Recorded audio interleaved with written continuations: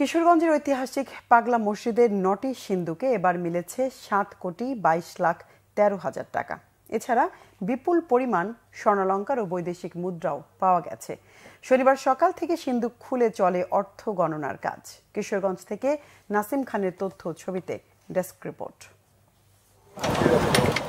৩ মাস ২৮ দিন পর আবার খোলা হলো কিশোরগঞ্জের ঐতিহাসিক পাগলা মসজিদের ৯টি দান সিন্দুক। এবার মিলেছে ২৮ বস্তা টাকা। মাদ্রাসার ১৫০ শতাধিক ক্ষুদে শিক্ষার্থী, ব্যাংকের অর্ধশত স্টাফ এবং মসজিদ কমিটি ও আইন শৃঙ্খলা বাহিনীর সদস্য মিলে গণনা করা হচ্ছে এসব টাকা। কিশোরগঞ্জ শহরের নরসুন্দা নদীর তীরের ঐতিহাসিক মসজিদটিতে ৩ থেকে ৫ মাস পর পর খোলা হয় এই সিন্দুক। স্থানীয়রা বলছেন, মসজিদে দান করলে মনের বাসনা পূরণ হয়, মুশকিল আসান সহ মেলে রোগ ব্যাধি থেকে মুক্তি। এমন বিশ্বাস থেকে দান করেন দেশ বিদেশের অসংখ্য মানুষ। পাগলা বাবার মসজিদে আসছি, যে কোনো একটা মনের বাসনা পূর্ণ যাতে হয়, এই উদ্দেশ্যে এখানে আসা। মানসিক করছিলাম যে আল্লাহ পাগলা মসজিদে আমি একটু গুরু দান করব, আমার মেয়ের যদি সুস্থ সবল মতে বাড়িতে আসে। আর তার উনি অসুস্থ, এই জন্য একটি গুরু আমি দান হচ্ছি লই আইছি। পাগলা মসজিদটা আসলে একটা আল্লাহর ওলির মসজিদ।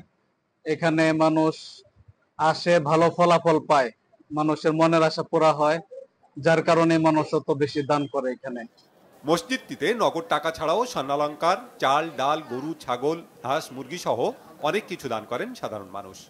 দানের টাকায় জেলার বিভিন্ন মসজিদ, মাদ্রাসা, এতিমখানায় অনুদান দেওয়ার পাশাপাশি অসহায় ও জটিল রোগে আক্রান্তদের সহায়তা করা হয়।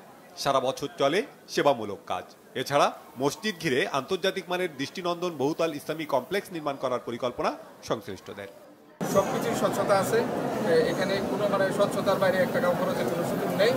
আর যে পরিমাণ টাকা আমাদের কাছে আছে, আশা করছি মসজিদ কমপ্লেক্স নির্মাণ কাজ শুরু করার জন্য সেটা যথেষ্ট। এখানকার মানুষজনের অনেক দিনের দাবি ছিল এখানে বড় একটা মসজিদ কমপ্লেক্স হবে, একটা ইসলামিক কমপ্লেক্স হবে, তো সেই জন্য আমরা কাজ করছি।